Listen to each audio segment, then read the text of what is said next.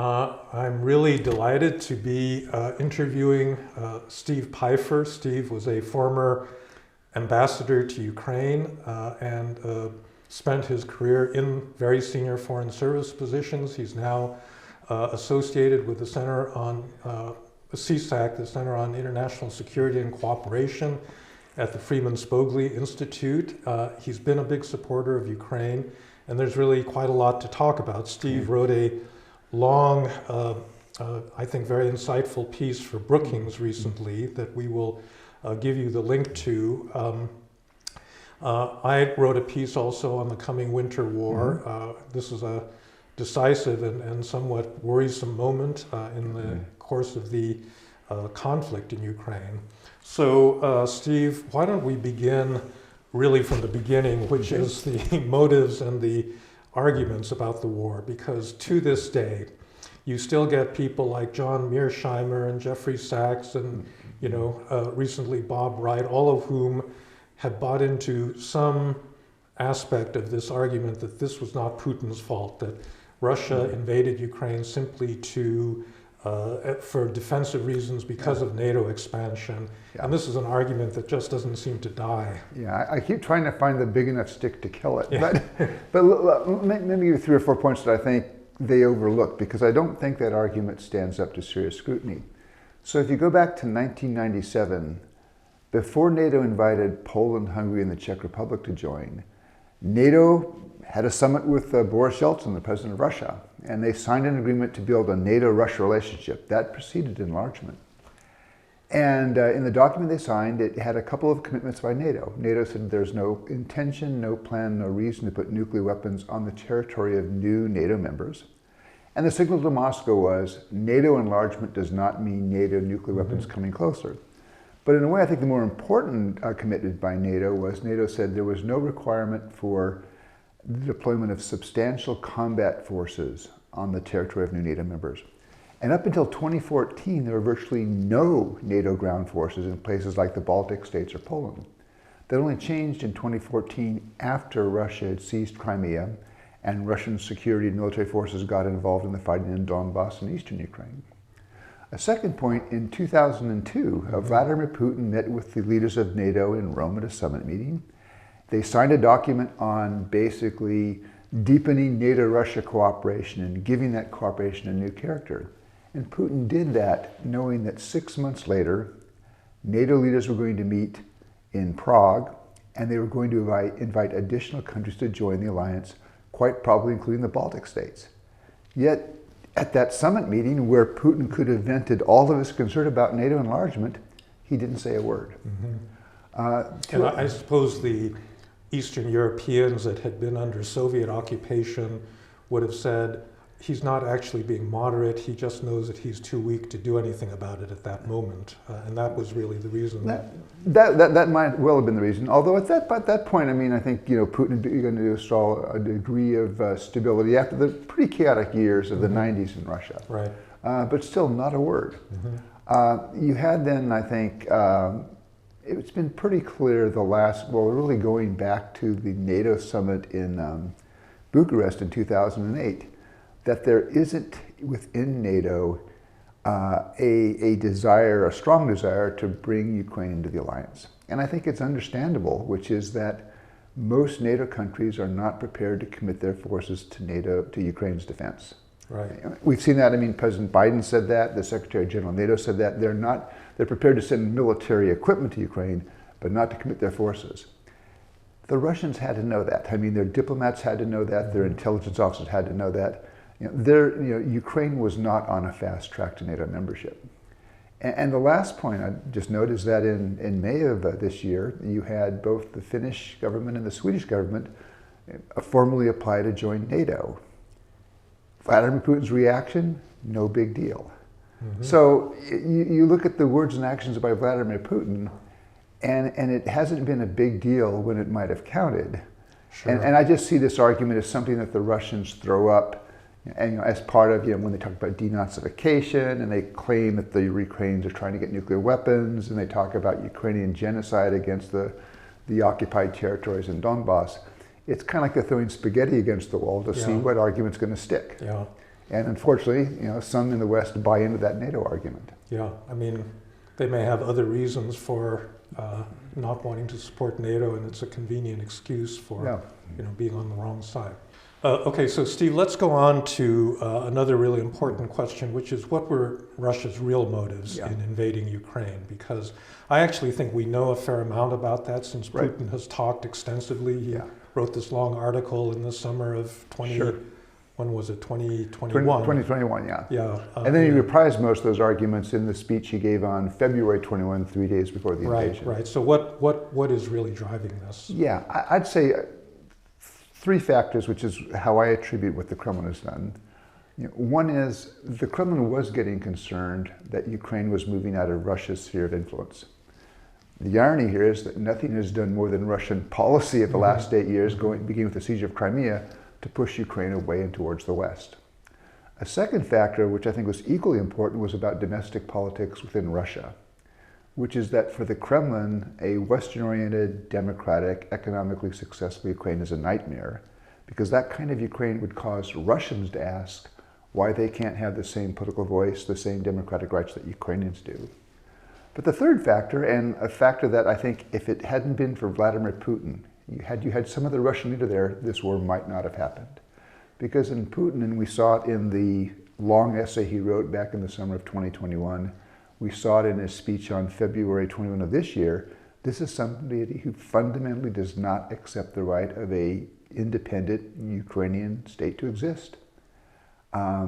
He talks about the war, the current war, and there's a really interesting conversation he had back in June with a group of young Russian entrepreneurs in St. Petersburg, and they got talking about the question of Peter the Great conquering the Baltic states. He says, no, Peter the Great didn't conquer the Baltic states. He was regaining historic Russian lands. And when Putin looks at Ukraine, he doesn't see a sovereign state. He sees most of modern day Ukraine as historic Russian land. And I think that, in his mind, justifies what he's doing. And the title of that long article was something like "The Russian and Ukrainians are one people." One people, yeah. And this is something, this is a central point he makes. And I go back to, in 2013, and I think it was June or July, the last time that Putin was in Kyiv. And he gave this big speech and he said, we're one people, we Russians and Ukrainians, which I believe is just a totally tone-deaf thing to say in Ukraine. Because what ethnic Ukrainians hear is you're denying my culture, my language, my history. And I think there you've seen, and you've actually seen, beginning with what happened with the seizure of Crimea, and then only intensifying the last 8 or 10 months is this, Vladimir Putin has been the person who really forged a strong sense of Ukrainian national identity. Yeah, that's right. I guess it was in September of 2014 when I was in Ukraine, and a Ukrainian friend says, Vladimir Putin has succeeded where centuries of Ukrainian nationals have failed. He's actually built a national identity here, and he's imbued it with a strong anti-Russian sense. And I think this war, the enmity that Ukrainians have towards Russians is going to last for years or decades. And clearly he had no sense of the way that Ukrainian identity had developed, especially between 2014 and 2022. He was so isolated, he was sitting at the end of that long table, not really getting good information about anything. I think he surrounded himself by an inner circle, most of whom come out of the security services like he does. They have a similar world outlook, but you have to wonder, are other bits of information getting in? And my guess is probably not. Yeah. And it predates 2014. I think I was in Moscow in 2010 or 2011, and there were already then tensions between Moscow and Kyiv. And there was a dinner at the American ambassador's residence, and a very senior retired diplomat, who you might well know. I won't mention his name, I'll keep you on background, but I asked him, I said, does anybody in the Kremlin really understand Ukraine? And he said, yes, there's somebody there who understands Ukraine very well. And he paused, he said, but nobody listens to him. And I think that reflects, I just, at a certain level, I don't believe Vladimir Putin understands Ukraine or Ukrainians. And you see it in the way they fought this war. Tactics that I think the Russians think will cow and intimidate the population, including these wave after wave of attacks against civilian infrastructure. I believe it's having the exact opposite effect. It's hardening the resolve of the Ukrainians to resist, and polls show that. So one of the patterns that's occurred since the war began is that There are calls for ceasefire, for peace negotiations every time the fighting slows down. But then when the Ukrainians make advances like they did around Kyiv, in the spring, or the Kharkiv offensive at the end of the summer, then people start saying, that line of argument retreats. Now we're in a phase. They liberated Kherson maybe 6 weeks ago, but things have once again bogged down. And I think it's probably not an accident that arguments that we need a peace settlement, a ceasefire, have come back. What's wrong with that argument? Yeah, I think at some point a negotiation is likely to happen. But right now, if you're sitting in Kyiv, and the pundits who say it's time for the Ukrainians, they say Washington should push Kyiv to the negotiating table. I've not seen a single one of them present a shred of evidence that Moscow is prepared to negotiate seriously. And in fact, it's been kind of bizarre. Russian demands at the beginning of the war in February, denazification, removal of a government headed by a Jewish president, neutrality, demilitarization, recognition of Crimea as part of Russia. They've only escalated even though the Russians are losing on the battlefield. So now Ukraine is expected to recognize Russia's so-called annexation of the Donetsk, Luhansk, Zaporizhia, and Kherson oblasts. There's just a certain unreality about that. And no one said that here's an indication that the Russians are ready to have a real negotiation that takes account of the battlefield reverses. Yeah. So, I don't see what Kyiv gains by a negotiation now. I guess I would make two other points. One is those who urge negotiations often then say, and how much territory should Ukraine give up? First of all, I think that's wrong. Ukraine here is the victim. But I also think that the West has an interest in opposing loss of Ukrainian territory because we should back the principle that big states should not use military force to take territory from their neighbors. But I think at some point down the road, you might get to a negotiation where even the Ukrainians might have to consider territorial concessions. But that should be a choice for the Ukrainians. We can't push them into that. Plus which, I think from a human rights perspective, there's a huge cost to letting Russia hang on to any piece of Ukraine, given what's happened to the civilians that live in those areas. Yeah, those who argue that Ukraine should cede land to Russia seem to overlook the fact that that's also going to mean ceding the people who live on that land to Russian authority, to Russian control.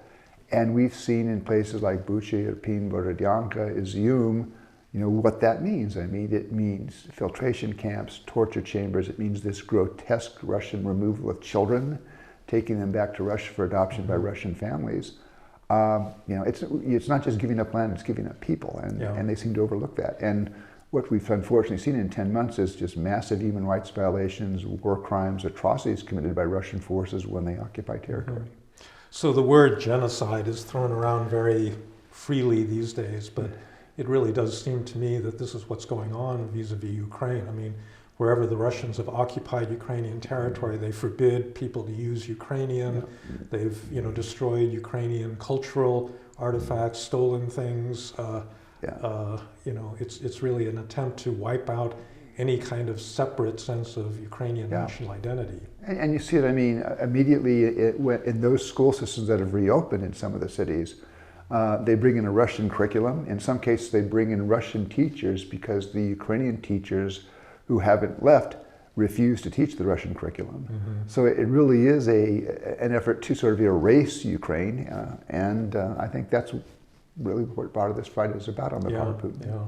So let's talk about what's likely to happen. So we're speaking now in mid-December. The ground is now freezing so that you can have more mobility for tanks. There's some speculation that the Russians have mobilized, another few 100,000 men, and they're about to start a new offensive. How do you judge the kind of military situation right now? Yeah, I first should qualify, I'm not a great military expert, but, and you have had a certain, I think within the official view in Washington is that with the winter, the pace may slow down. But the Ukrainians don't seem to be thinking in terms of slowing down. I mean, I think the Ukrainians would like to build on the counteroffensives that they successfully carried out both in Kharkiv in the north and then Kherson in the south. And they seem to be talking like a country that has in mind doing some things. I'm not sure how serious the Russian threat of an offensive is, because yes, they've mobilized 300,000 people. I think Putin said about 80,000 of them are already deployed to or near Ukraine. You know, but in many cases, at least the anecdotal reports we're getting, including by the people being mobilized, is they're giving virtually no training, poor equipment, armor plating that goes back to the 60s, things like that. In some cases, no body armor. There's one report that said, we're mobilized, we're at this place, there's no food. We have to, spend our own money going into town to buy food. And it's not clear what the Russians are going to equip them with in terms of heavy equipment, just because the war has been so expensive in terms of lost tanks, lost armored personnel carriers, lost infantry fighting vehicles over the last 10 months. Aircraft, yeah. And so you've had the Ukrainians actually saying that they've seen in the last few months the Russians using T-62 tanks. I mean, these are coming out of deep Russian reserves. The T-62 was first built back in the 1960s. And so to reconstitute, I mean, the modern stuff, it's going to take the Russian defense sector years and years to do that. And they've also been scraping the bottom of the barrel with regard to the people that they're trying to mobilize, prisoners. And this is one of the, this I think is perhaps the biggest factor that explains why Russia has thus far failed, is you have Russian soldiers who are unmotivated, have no idea why they were there. I mean, in the initial wave that went in, they said they had no preparation. They were told at 11 o'clock at night, suit up, we're going into Kyiv tomorrow morning. No explanation. Whereas on the Ukrainian side, you have really motivated people. I was in Kyiv at the end of January, so 3 weeks before the invasion. And when you'd ask Ukrainians who were not in the military, what are you going to do if the Russians invade? The answer usually was, I'm going to join the territorial defense forces. I mean, they are motivated, they're tenacious, they've been courageous, because they see this as an existential fight. If they lose, Ukrainian democracy is gone, and the vision which I think is motivating for a lot of young Ukrainians of Ukraine ultimately becoming a normal European state, that's gone too. So that's a huge factor there. Well, a lot of my perception of Ukraine comes from the programs that we've been running at the Center on Democracy, Development, and the Rule of Law in Ukraine ever since 2014. We have a program called the Leadership Academy for Development. We have a Draper Hill Summer Fellows program. And we started a Ukrainian Emerging Leaders program that's brought quite a number of mid-career Ukrainians either to Stanford, or we've gone to Kyiv or Kharkiv or Lviv, to give them the kind of leadership skills that they need to build a new European, uncorrupt Ukraine. And I can tell you, in fact, we just had a recent Zoom call with a lot of our alums, and they're completely unbowed by anything, and they're still, thinking ahead to what's going to happen when Ukraine actually wins the war. And so the tenacity and support, for their own country and their own sovereignty is really very impressive. And this is, again, I think the Kremlin and the Russian General Staff don't understand this. I mean, you look at the widespread war crimes, and one has to conclude either A, that's sort of Russian military policy, or B, it's just undisciplined troops out there, but there's been no effort by the Russian military structure to discipline that. And my guess is they must think, well, this is going to intimidate the population, and it has just the exact opposite effect. Just as these large attacks against civilian infrastructure, the Kremlin hopes that they can sort of undermine morale because it's going to be cold and dark in Ukrainian cities. And I think it's going to be miserable for people, but I don't think it's going to have the desired impact of getting the Ukrainians to cave. I think it's just going to harden their resolve. Well, the whole history of strategic bombing does not indicate that this is going to be a very effective weapon of war. I've always been a bit more optimistic than many people about Ukraine's chances. Partly it's that morale question. Something like 700,000 young Russians left Russia to escape the draft, whereas at the beginning of this invasion, many tens of thousands of Ukrainians actually came back to Ukraine in order to volunteer to fight.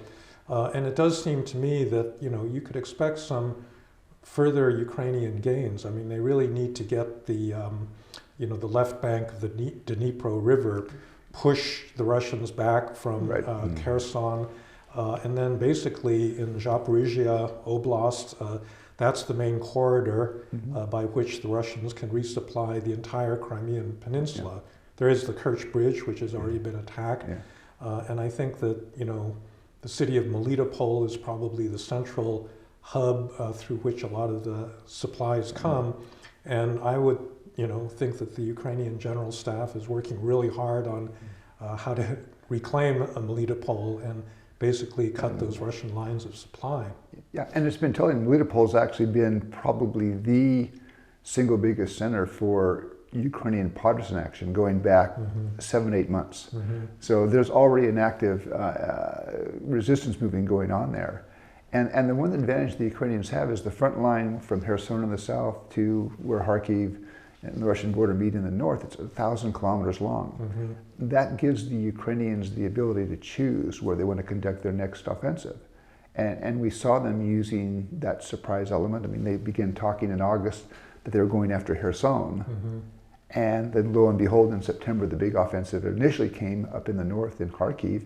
They drove the Russian forces completely out of Kharkiv and then actually positioned themselves for further advances into Luhansk Oblast.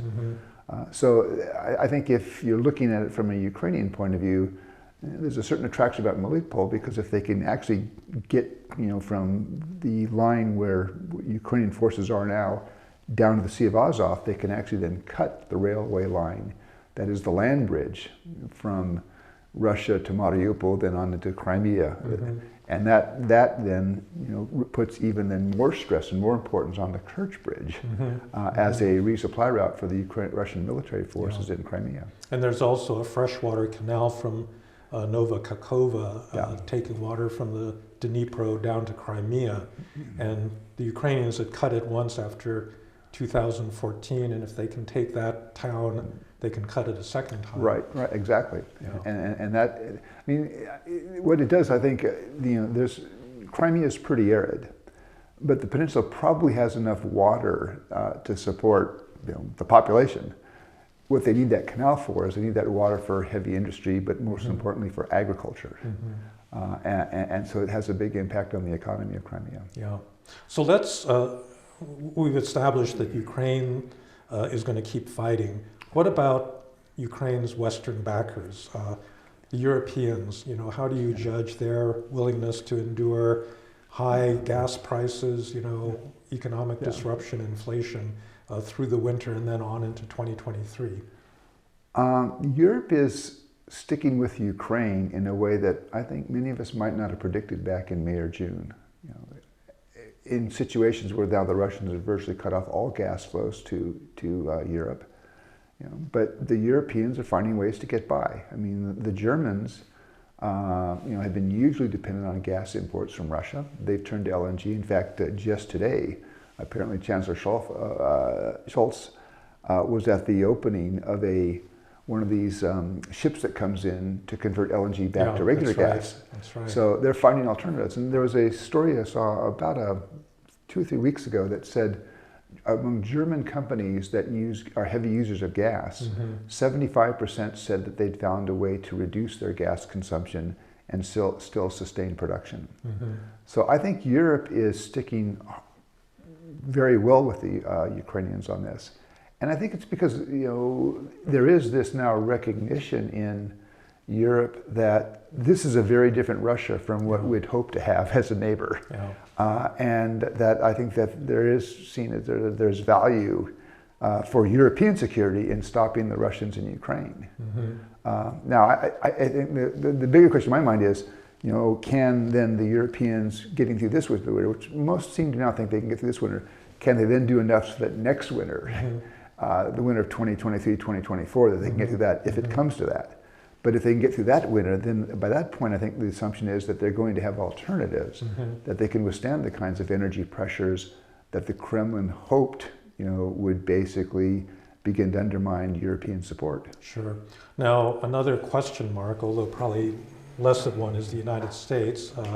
I think if you looked at the behavior of the Republican Party when the war began, they were, almost unanimously supportive of Ukraine. Yeah.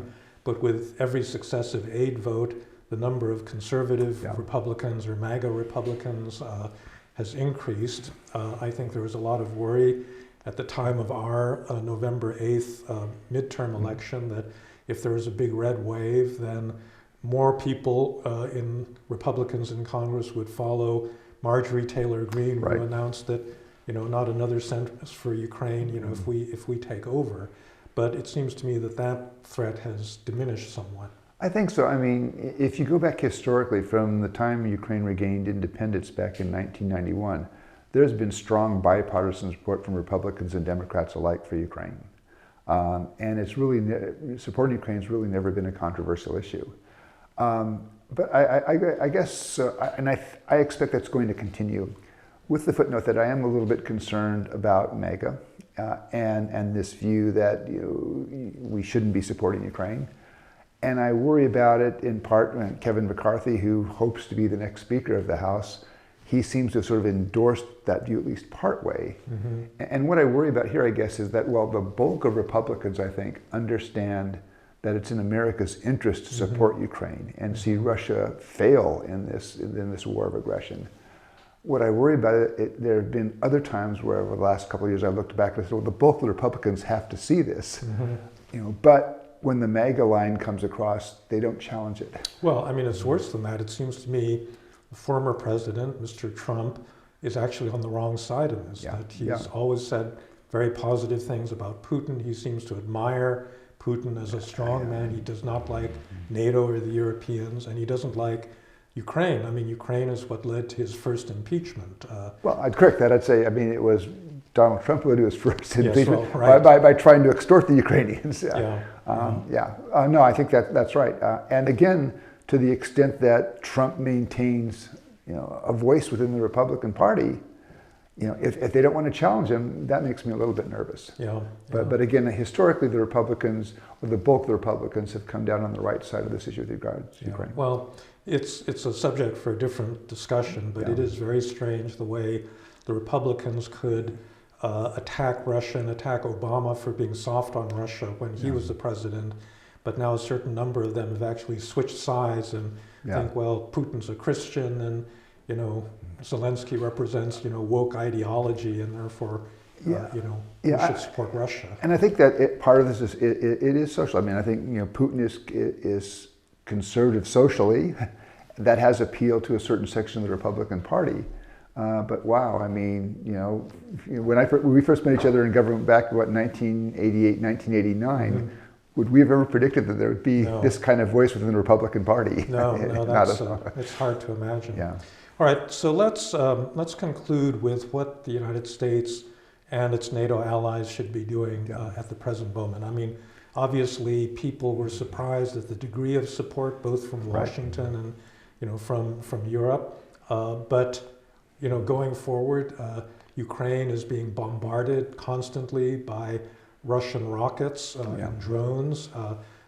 Many of our Ukrainian friends are basically without electricity, water, and that's going to be a very, very difficult, winter ahead of them. So what should we be doing? I mean, I think the U.S. government and Europe, we've done a lot. And when I've had conversations with people in Washington, I mean, they have sort of two sets of goals. One is they want to see Ukraine win and Russia lose, but on the other hand, they want to do it in a way that doesn't provoke a Russia-NATO war. One person he used a baseball analogy. He said, we have to help the Ukrainians win by hitting lots of singles. If they hit a grand slam, the reaction could be really bad. And I agree with that. I think that's the right balance. Except I think the administration, it probably errs a little bit too much on the side of caution. So particularly if we are now thinking that this could be a long war, and originally in the first few weeks of the war, we were moving in Stinger missiles and javelins because that's what the Ukrainians could need. And the question was, well, some of the more sophisticated weapons, would the Ukrainian military survive long enough to be able to take advantage of that? We know the answer to that now. I mean, the Ukrainian military is going to be around for a long time to come. And they actually have numbers. I mean, with the active duty forces and a territorial defense force of 400,000 and mobilized reserves, they actually have spare capacity. So they can, and they have been, sending troops to Britain. They're going to start sending troops to Germany for training by American forces. So we can train people up, including on more sophisticated weapons. So I guess I would argue we ought to be thinking about those weapons which the Ukrainians couldn't use immediately. What sort of things do we want to give them that would be useful for them 4 or 5 months down the road? The highest priority, and again, to the extent we can do as much of this now as possible, is air defense. So they can knock down these missiles and drones and basically protect the civilian infrastructure. And that's to my mind, that's less about preserving the ability of the Ukrainian military to fight. It's about trying to protect the civilian population, and give them the opportunity, not to have to live in, sort of freezing, dark conditions for the next 3 months. So that would be the top priority. But second, I think we ought to be thinking about, more advanced armor. The Germans have been talking very hesitantly about providing Leopard tanks. The U.S. Marines last year divested themselves of 400 M1 tanks. Now, this is where my lack of military expertise hurts. I've also heard that the M1 it uses a lot of logistics. It burns through fuel fast, and logistically it might be a challenge. But the Ukrainians have shown themselves pretty adept at integrating Western equipment into their battle plans. So, should we start training some of those Ukrainians on Leopards and M1s, even if they might not be ready to take them in the field for 3 or 4 months?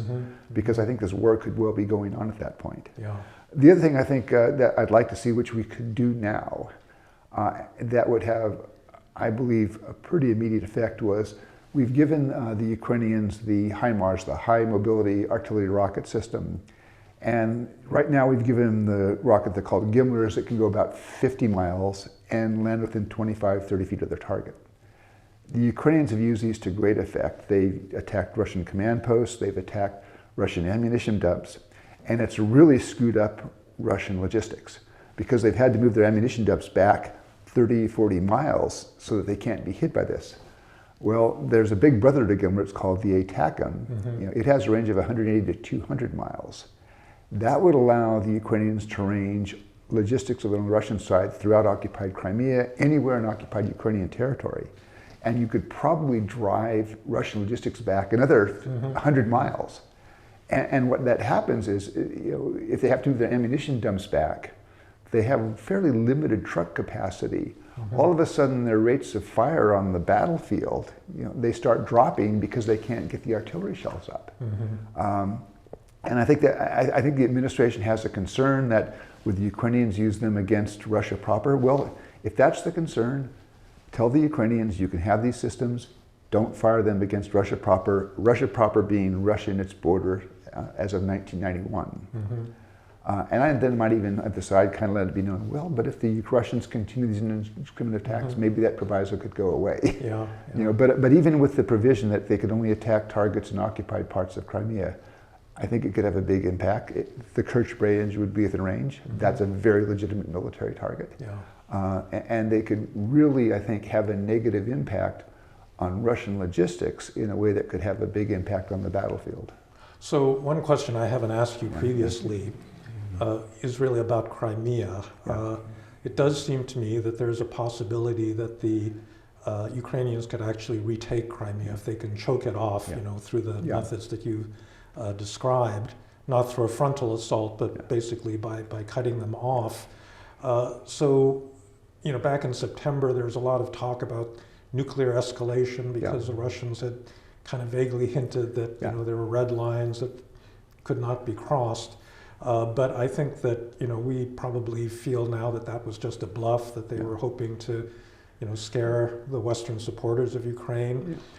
As I understand it, the White House has actually been reluctant to do the kinds of things that you were just describing because they're actually worried about the Ukrainians taking Crimea, and that if they did get in a position where they could retake the peninsula, that would cross some kind of a red line, and you'd have a much more serious escalation from Moscow. Well, what do you think? I think the White House is partially right. I mean, of all the pieces of Ukraine that Russia now occupies, the piece that I believe they'll fight the hardest for is for Crimea. I mean, remember, Crimea was the only part of Ukraine where the ethnic Russians were a majority of the population.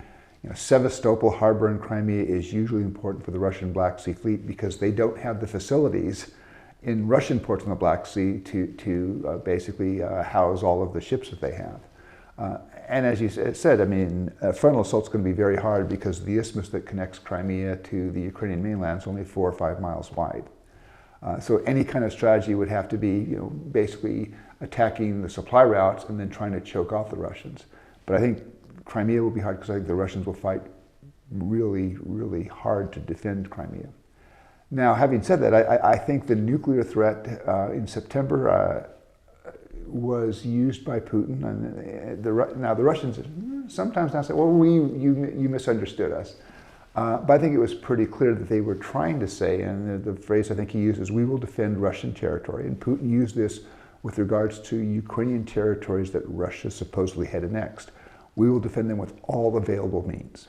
And the Ukrainians just ignored that in Kherson, and they ignored that in Luhansk, as they should have. But people said, well, all available means, does that mean nuclear? Vladimir Putin doesn't want a nuclear war. What he wants is he wants Ukraine and the West to think that Russia's ready for a nuclear war because he wants that to lead to Ukraine's capitulation and the West to cutting off support for Ukraine. But I think what the Russians saw was, first of all, the nuclear threat had no impact on the Ukrainians. I mean, if you're in a war that you see is already existential, the nuclear risk factor is marginal. It doesn't really change. And the Ukrainians have not altered their resistance because of the nuclear threat. The West, I think, was a little bit shaky at first, but I think came out with the right response, which is if there's going to be a nuclear strike on Ukraine, there will be serious consequences, and leave those undefined, let the Russians figure out what that was going to be. But then perhaps, in a way, the third factor, which sort of probably pushed us over the edge of the Russians, was you had Indian Prime Minister Modi and President Xi of China coming out and condemning nuclear threats and nuclear use. And my guess is in the Kremlin, when they took a look at this, thus far they're isolated from the West, but the Global South has largely tried to remain on the sidelines. I'm not sure the Global South would remain on the sidelines were Russia to use a tactical nuclear weapon against Ukraine. And at that point, then Putin has to say, do we really want to become a real pariah? And it seems to me that the Russians actually thought this through, because I think beginning at the end of October, you saw the Russians ratchet down the language. So Putin appeared at this Valdai discussion club on the last week of October and basically said, we've never talked about, preventive use of nuclear weapons.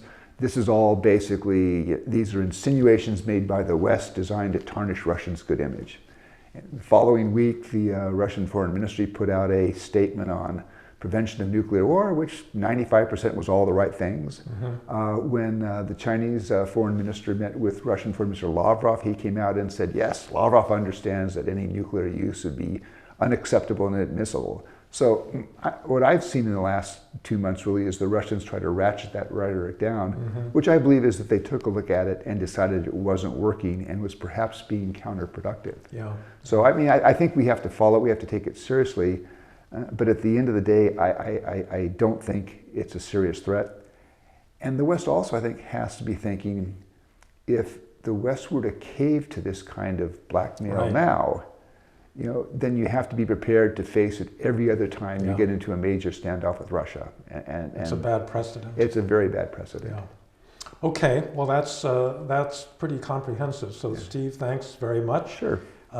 So this podcast this will become a podcast on democracy IRL, democracy in real life, that is on the link to the Center on Democracy Development and the Rule of Law at Stanford. It's also going to be a video on my Frankly Fukuyama YouTube channel. And so, Steve, hope you have a great holiday. We're approaching the end of 2022. Let's hope that the positive trends in this year, especially those in the Ukraine versus Russia conflict, continue to move in a good direction next year. Yeah, I'm hoping for either a Ukrainian military victory in 2023 or the Ukrainians getting to the point where there can be a negotiation on terms they can accept. Right. Okay, let's hope. Great. Thanks very much. Thank you, Frank. Okay.